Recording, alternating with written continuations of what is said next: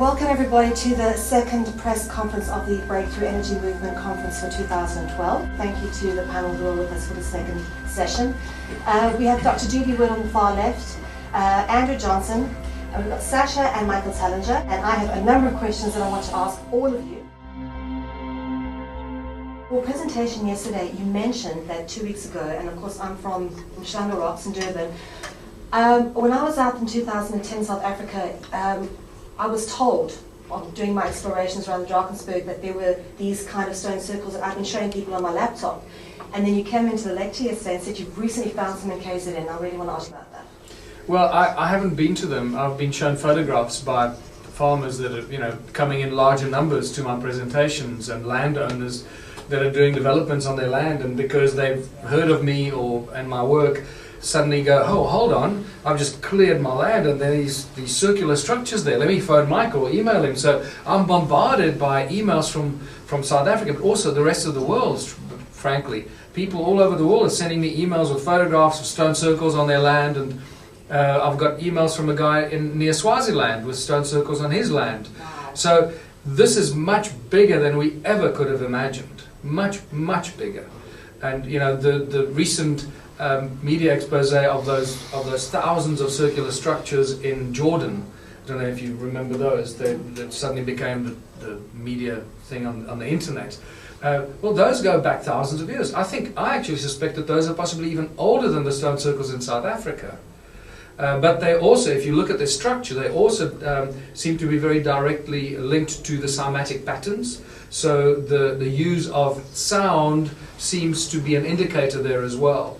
And what I find interesting is that the circle building that started or continued in South Africa after it was probably initiated in the Mesopotamian area, where the Annunaki seem to have been prevalent first and active first, before they moved to the Abzu or Southern Africa. When the so-called exodus from Africa happened, and that exodus is a completely different sequence of events than our historians would like to paint. They took the stone circle building idiom with them and methodology with them, but they lost the know-how of how to actually build it and how it worked, how the technology worked. It's like a gold miner today who uses the mining, the drills underground, doesn't quite know how it works. They use it, but they don't know the technology behind it, and then they try and build it out of wood or out of something else. It looks like a drill, but it doesn't work. And I believe that many of the stone circles we find in other parts of the world are imitations of what they understood as building practice, but they don't function. And so there's a very interesting several levels of this stone circle building that start coming out of the research. It just gets more and more mysterious. I have another question for you. I wanted to ask you about with regards to Nelson Mandela. Recently, you were giving an interview which I watched on YouTube, and you spoke quite highly of Nelson Mandela. I was wondering if you knew at all that he is a Knight of Malta, if you had any knowledge of that. I wasn't aware of that, but I was aware of the fact that he was being used as either knowingly or unknowingly, he was being used as a fall guy.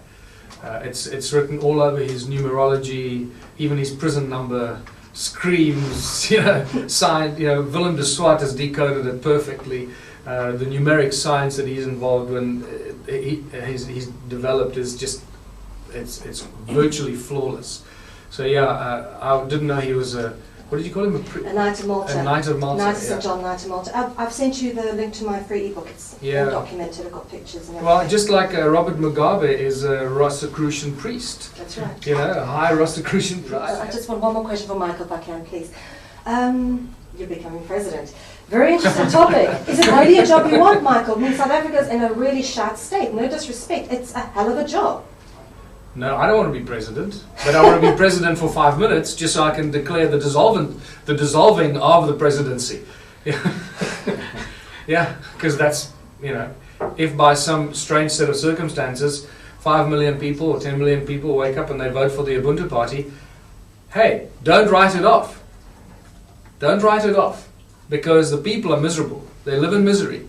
It takes 3-degree swing in their focus, and everything changes dramatically.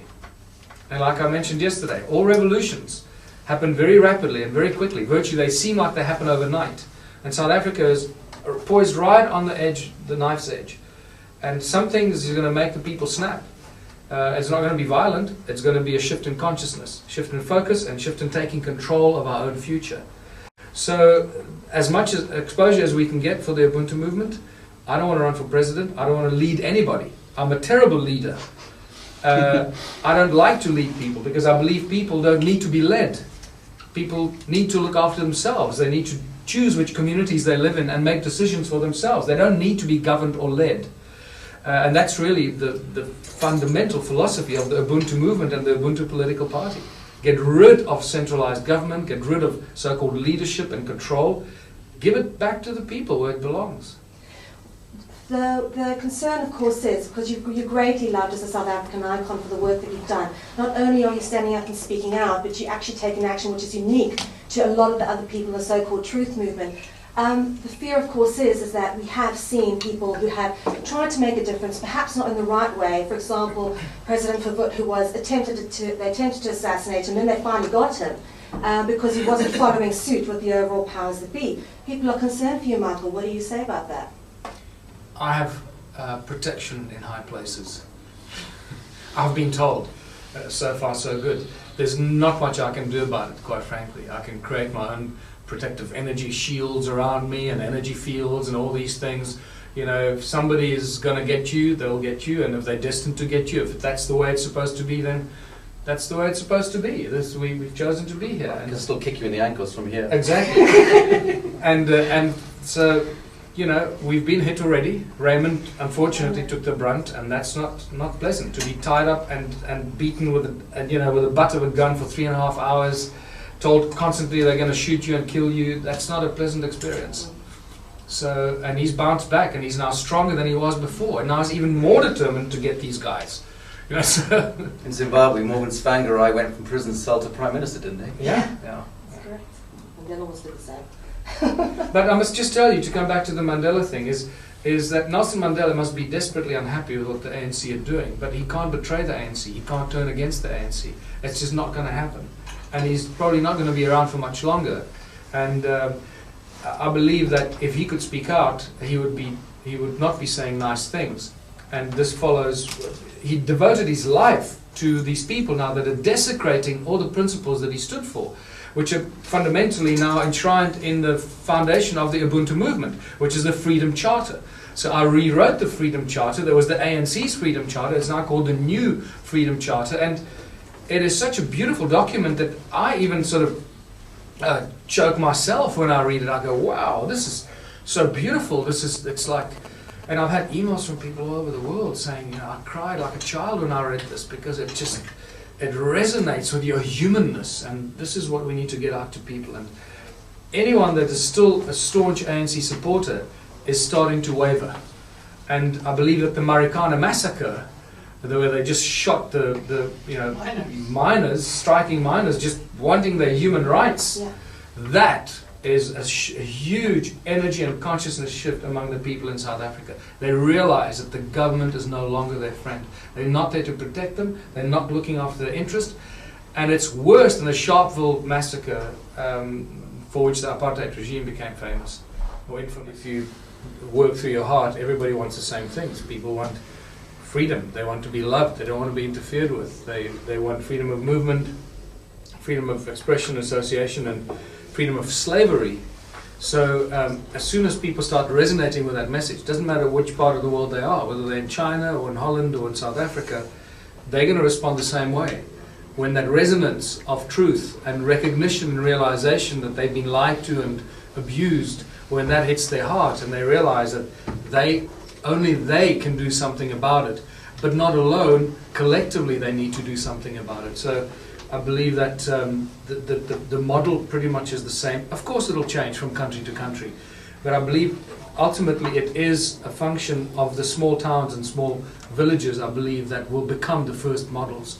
And I feel very, very strongly about this. Once the first little town or village becomes a self-sustained organism, that they really are virtually living free of external interference and free within their own community. Virtually free. I'm not saying completely free, because that's impossible to do in the current structure. Once the towns and villages have attained that kind of state, it is going to become impossible for any other surrounding community to continue living in the capitalistic, consumeristic driven society that we experience right now. That will become the domino effect. I like that. To that, stop sending your children to school so that they become poisoned, their minds become poisoned by the system that turns them into the brainwashed citizens that they turn them into, and let them remain humans and not turn into citizens that follow orders and fear authority. That's another very important thing. And this is actually part of the Ubuntu philosophy, is to use in South Africa, because now apparently it's illegal not to send your child to school. You have to send your child to school. They've got everything tied up so beautifully that it's just insane. But there is a beautiful loophole, homeschooling. So under the guise of homeschooling, you can take the whole community and say, all our children are being homeschooled. We're no longer sending them to your disgusting prisons to be indoctrinated and brainwashed for 12 years of their life. We're homeschooling our own children. And you'll find the moment you start doing that, everything changes, because those children are not going to listen and bow to that authority that dictates to them how they should behave. And as Sasha says, wake up every morning and go to some godforsaken job that they hate just so they can keep paying their taxes. The youth gets hold of this, it's going to be a runaway fire. So it's still, somebody needs to plant the seed, and the seed is being planted here. And it will get to the youth, because when they realize how disenfranchised they've become and how the governments have stolen all their rights, they're going to cotton onto that and they're going to run with it.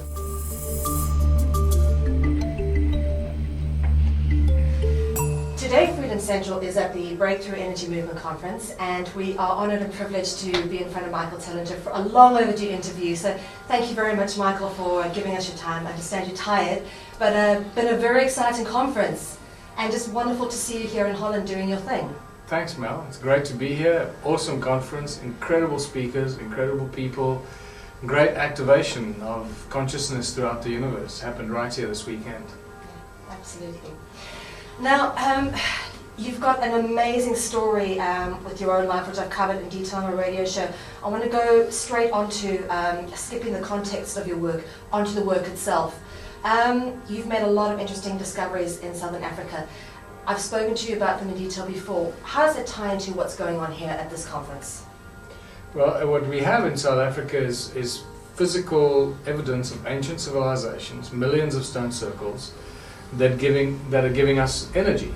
They seem to be tapping into a primordial source of a sound frequency that emanates out of planet Earth, out of Gaia, and the sound frequency generates electromagnetic fields in the stone circles, giving us free energy, using the inexhaustible sound frequency that keeps coming out of planet Earth. So this is clearly one of the most beautiful examples of free energy on planet Earth, coming from our own planet. And I think, like I said in my presentation yesterday, I think this is one of the most commonly missed little secrets of Nikola Tesla, when he speaks about that the Earth rings like a bell. And the sound of Mother Earth is an inexhaustible source of energy if you know how to use it.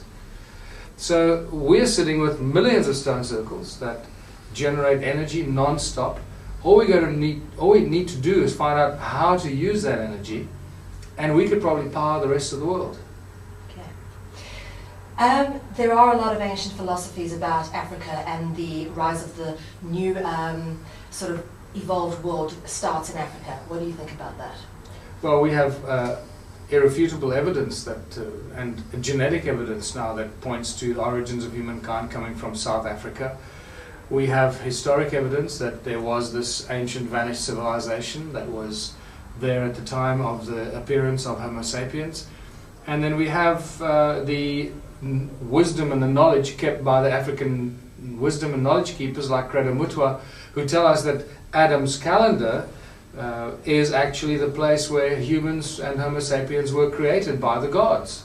So, you start putting the evidence together and stacking it together, even if some of it might be not as scientific as the mainstream scientific fraternities would like it to be, the probability that we are lying is so outweighed that it has to be the truth.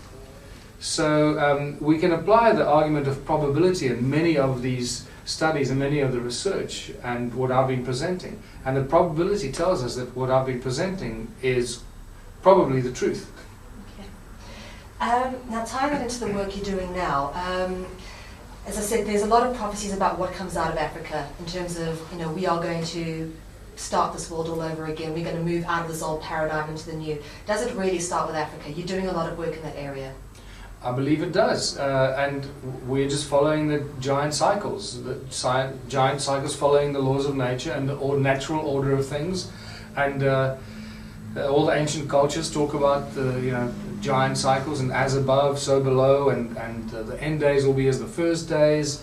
And I draw people's attention to that because it's not just Credo Mutwa and various other ancient knowledge keepers that suggest that South Africa, well, we have the physical evidence, as I've just said, that origins of humankind is in not just in Southern Africa, but in South Africa specifically, at Adam's calendar.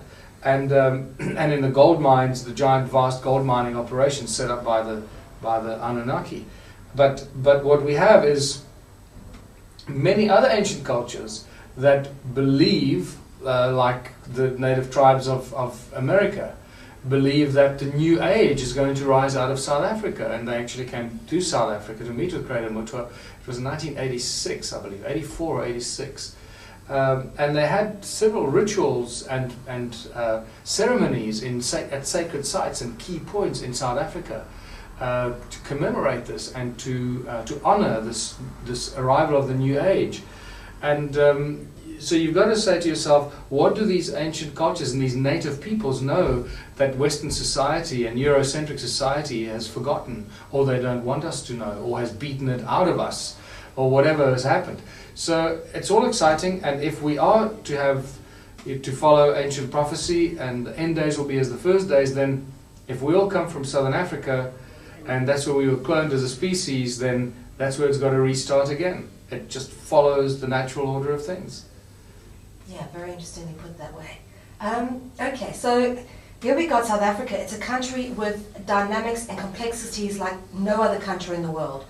And yet here you are with a very simple message. How is it being received on the home front, particularly by the average Beerbokke and Boerboel South African? That's the biggest surprise.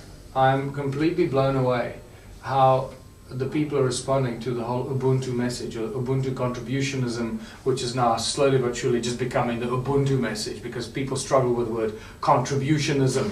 So we're just keeping it Ubuntu, right? Because they really mean the same thing, except the people that don't understand Ubuntu understand contributionism. You have to contribute something so that everybody has abundance on all levels. And you don't have to contribute much. Just a little bit of your time every day to contribute to the greater benefit of all the people in your community, and the abundance is spectacular, beyond our belief. But the message is being received so overwhelmingly that I'm quite staggered. And who knows what's going to happen? We live in strange times. We live in very exciting times. It is a time of great change of shift in consciousness, shift in the number of people that are becoming enlightened and waking up to the truth that's going on. I have no idea what's going to happen. All I know is that we've got to continue with spreading the message of Ubuntu, making people realize that they've been lied to and conned and manipulated, and only they can take control of their own future and their own destiny. And they can't do it on their own. They have to do it as part of a united, conscious group of individuals that move and act as one. And that is starting to happen quite rapidly. So the response is overwhelming from all sectors of society. It's not just one sector. And we are now starting with public meetings all over South Africa. We had our first public meeting in Durban last weekend, actually. It was unbelievable. Durban's like the most ignorant place. I'm from there. Well, we were sold out. We were packed out. And how many people were there, Michael? Well, there were about 50 people at the meeting. It wasn't a lot, but we didn't expect more. But at my meeting the next day, we were sold out. 160 people that came the following day, which includes, ancient civilizations and Ubuntu contributionism.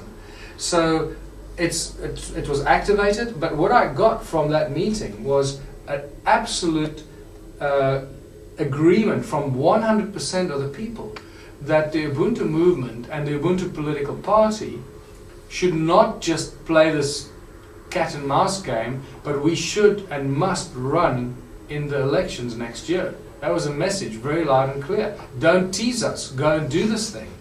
So I'm responding to that. So when I said we're going to be running in the elections, and in not just but the by-elections and then the national elections later next year, exciting times, you know.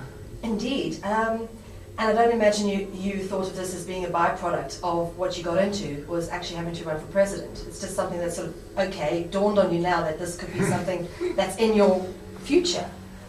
Of course I haven't thought about this, you know. I just do what I've chosen to do in this journey, in this lifetime, right? So I'm just responding to the stimulus and what I feel is natural. This is what I'm supposed to do, and I'm doing what I'm supposed to do. And I urge everybody out there to do exactly the same. Do what your heart tells you. Stop following orders. And this is how we're going to break the old system down and bring in the new system. Or let's not say break down because it sounds confrontational. Let's say we're going to change the old system and morph it into the new way of life of abundance and higher consciousness, where everybody feels that they're part of a beautiful life that everybody deserves. I wanted to ask you about that because that is ultimately, I think, what we all really want deep down.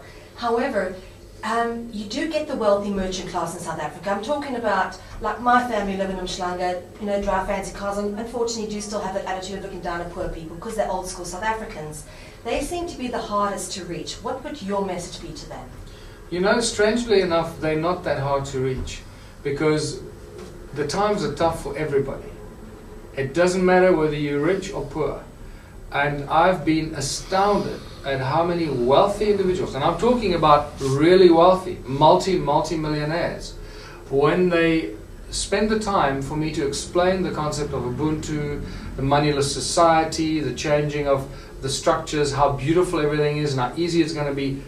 Believe me, they are just as keen and eager as the poorest of the poor. And sometimes they're actually first in line because they know the deceptions that they've been spun.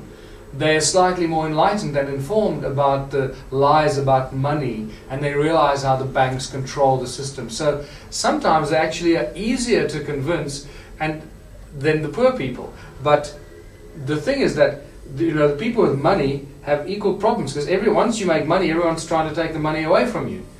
So, and if you don't have enough money, you have just enough to survive. It's a struggle for everyone. Unfortunately, that's the paradox of South Africa is there is this constant struggle to survive, and the damage people do to each other in that struggle is it's more intense than anywhere I've come across anywhere in the world, particularly in places like Johannesburg with the statistics of rape and murder. Let me ask you, if you were to become president and you disbanded the parliament, how do you think you could turn that around? And in what space of time do you think we're going to get that sort of real nasty element out of our society? You don't need to get that nasty element. That nasty element is only there because of money. So the moment you disband money, you get rid of money, all that ugly stuff disappears. All the greed, gluttony, envy, desire, all that stuff disappears. The entire social structure and the fabric of our society changes dramatically, virtually instantly. No crime. Virtually all crime, and I'm saying virtually, although it's probably all crime, is directly linked to money. And even if you start talking about crimes of passion and crimes of insanity, even those are linked to money. Because crimes of passion are inadvertently linked to money because some guy has married a beautiful woman and she runs off with some other guy because he's got more money, and the guy comes and beats him up or shoots him, and it's somehow there's money. You always bring money back into the equation. And crimes of insanity, well, what is insanity? Insanity is a disease, right? It's a dis-ease within your body. So insanity we should be able to cure insanity. And we can't cure it because of money. So if money gets taken out of the equation, you can deal with all these problems. Virtually everything, 99.9% of the problems we face on Earth today magically evaporate when you remove money from the system. So you don't have to change anything, just get rid of money. Getting a little more esoteric, moving on to your work, which I find absolutely fascinating. There are parallels with some of my own work, and I've referenced you in the bibliography of my book. So I wanted to ask you something. Yesterday you were talking about someone saying that the Annunaki or the Elohim were tall, blonde, almost human-like looking. Yet, having read all your books, I beg your pardon, Temple of the African Gods, in the very beginning, you mention, and there's a lovely diagram of Zeus sending Hades to hell or something like that, and one of them is depicted as a reptilian. Let's talk that. You've brought out the Holy Trinity, your favorite saying, man can't be separated from gold, from his obsession with slavery, gold, and also worship of the serpent race. Yeah. What do you think that race is that came here and enslaved humanity? Is it a reptilian? Is it this humanoid, as you discussed yesterday? What do you think? It's a very good and a puzzling question, because the information is confusing. And you start to wonder, who can you believe? And who's lying to you and who's telling you the truth? The information that I have is that the Anunnaki are not reptilian. Okay, and they might have shape-shifting capacity and abilities to present themselves as possible reptilians to deceive others. But they don't, from my information, is they are not reptilian. They're tall, blue-eyed, blonde, light-skinned. Very much the Aryan kind of depiction of tall humanoids.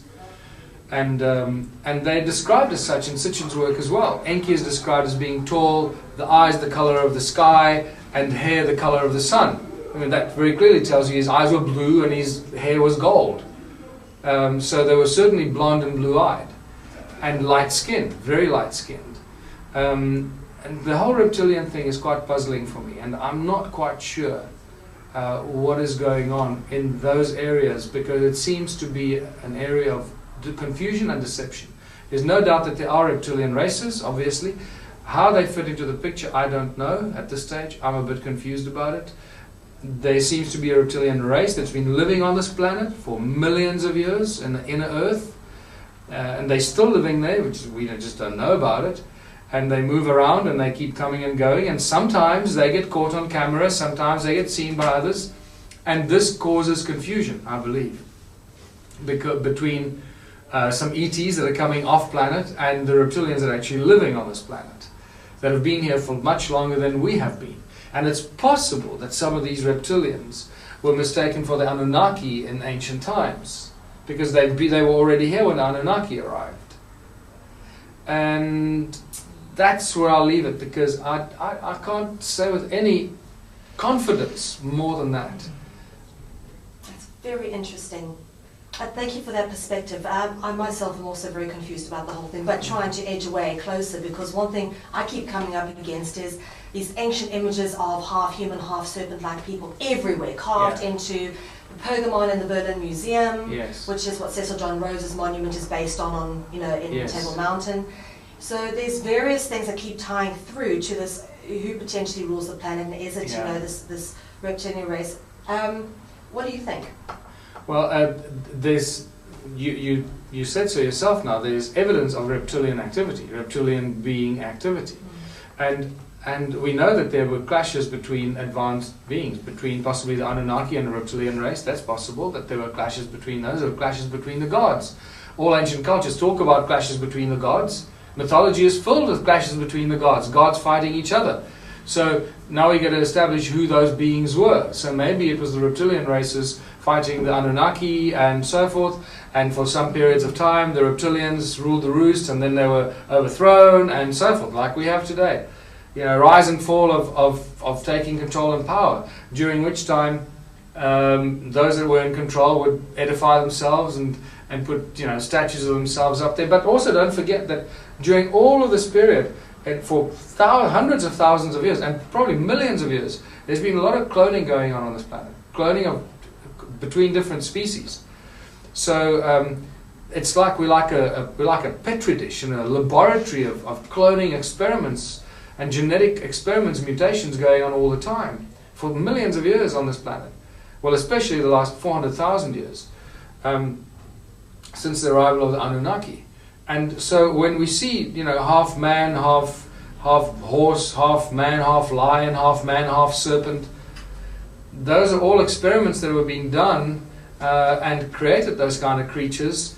And I would love to see half man, half serpent. It would be an interesting being to come face to face with, how they would interact with other humans. Indeed. Talking about interesting beings to come face to face with. The South African government as it stands now, do you believe that they are actually running the government, or do we have, again, a situation where the bankers are running it from outside South Africa? There's no doubt that the bankers are running it. The bankers through the large corporations are running South Africa. It's probably one of the best examples in the world because of the mineral wealth of the country. And it's taken control of the minerals, it's taken control of the land, and they've taken control of everything that belongs to the people. Stolen everything from the people. And they're running it as their corporation. South Africa and the government of South Africa and the Republic of South Africa are registered as corporations on New York Securities Exchange. So they're corporations trading South Africans as assets and commodities and trading everything that they generate, including Eskom, for example. Although it says that Eskom is wholly owned by the South African government, well, because the government is a corporation, they can trade Eskom. They can trade. So these are the deceptions they draw for us. They say, well, the whole Eskom is owned by the government. It's for the benefit of the people. Well, Eskom made 70 billion rand profit. How can a company that is owned, or an entity that's owned by the government that's supposed to be owned by the people, make 70 billion rand profit of its own people? And then pay its CEOs, 40 million rand salaries or whatever it is. Who are those people? They're just stealing everything from the hard-working people of the country, stealing everything from us. Whilst pushing the price of electricity up every year. Well, it's electricity in South Africa is probably the highest in the world. It's almost unaffordable now. Well, this is, I suppose, for people in South Africa, something like this, if we could bring a portable energy device to every person in South Africa, within their home, whether it be to heat or to boil, whatever it is, just something small and affordable. How close do you think we are to something like that, Michael? Well, this conference this weekend has shown us that we're probably very, very close.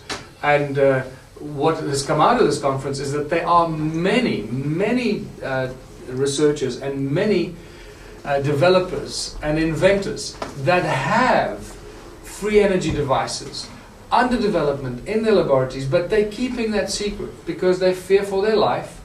They're being threatened, and they will not release their technology and their devices until they know that they are safe or the time is right. So when they release it, it goes to everybody in the world. Everyone can have a little device on the table like this in your home, and it runs everything beyond anything we can imagine.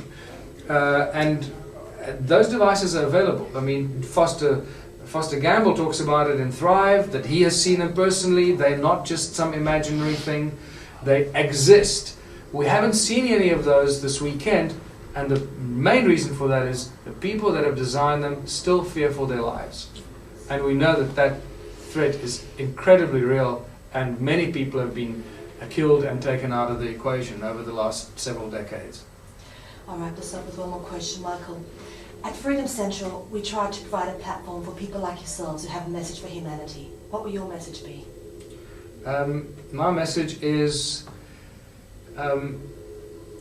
wake up, realize that you're not as free as you thought you were, and do something with that knowledge. Use that knowledge and information for your own benefit and for the benefit of everyone around you. Join the Ubuntu movement, because that's not a movement of control, of centralized control of power. It's exactly the opposite. It's decentralizing central power and control of governments and putting the power back with the people where the power belongs. In communities where people have the choice what communities they live in, governing and making their own structures and laws within their own communities, and running their own future, being absolutely in control of their own destiny. So that's really the message I have. We're We're on the verge of this new age and this new utopian life. I believe it's a matter of a few years where we start moving into that. Who knows? We might be surprised. Absolutely. Do you know something? I've never voted in my entire life, but Michael, I would vote for you for president. Thank you very much for your time, Sir Michael. It's been an honour and a privilege, and long overdue. Thank you very much. I still have one question. Oh, sorry, come on. With regards to Ubuntu, South Africa is a land, as Mel already said, very vast differences between the rich and the poor, predominantly between black and white. And can you see that it being a smooth transition? Because you say you're going to be in power for 5 minutes, you're going to disband the government, but that, in my opinion, could cause gigantic chaos, because those who don't have will take from those who have at that point. How do you see that go into a smooth transition? Well, when I say I'll dismantle the government in 5 minutes, that's, you know, I'm using that expression lightly. Before you dismantle anything, you need to make sure that people understand the new system that you've proposed to them, and they embrace it and they understand how to implement it. So you will need to explain to each community how to set up their own self-governance structures so that they understand that they now have the control, and their own governance and their own people, their own what I call council of elders, has taken over the role of guiding and advising their community as to how to move ahead, based on what is best for that community, not what's best for some central government or the politicians or the bankers. What is best for our community? That's what the role of the council of elders will be in each new community. It's a very simple system. I think I might just move home. Yeah, I'm keen to, yeah. Had enough of the weather here. Can't you see? It's not winter, I'm in flip-flops. All right, I'm pretty much done. Thank you, Michael. That was wonderful. Thanks, Mel.